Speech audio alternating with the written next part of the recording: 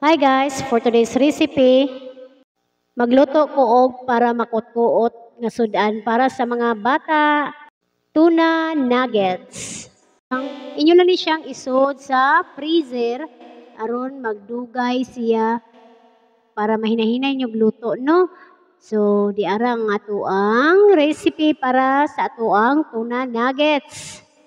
Atong sagulan ni siya og tunga sa kilo nga carrots, og patatas tunga sa kilo, din usa ka tuna, usa ka lata.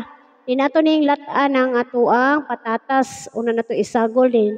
Ang kaning carrots pwede ra sad ni nato, kanang nidniron pwede ra sad nato atong i-chop o ginagmay, din sagulan nato og bombay, ahos, og sibuyas dahonan atong pinupinuhon. Then sagulan nato og usa ka itlog. Tansya ra ni nato pagbutang sa harina og sa cornstarch. Ang akong gisagol nga cornstarch ani usa ra ka patong putos gani nga gagmay, mo to ako ang gisagol ani. Then atong timplahag asin, butangan nato paminta, og atong butangan og ahos powder. Then optional ra ang pagbutang ninyo og seasoning.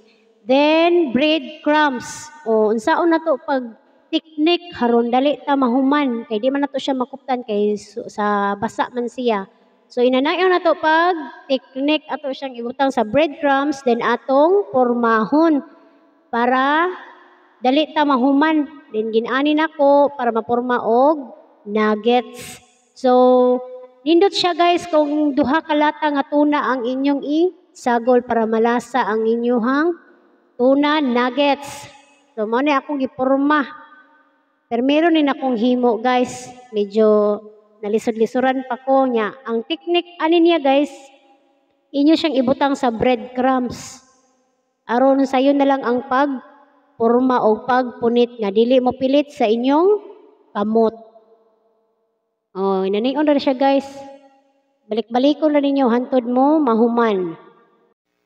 Then ako siyang gidritso og butang sa bawnanan guys aron akong i-freeze. Ibutang ra nako sa freezer aron o ganahan mi magluto na arami ma-uot. Then di siya ma-daot kay ibutang ra man siya sa freezer.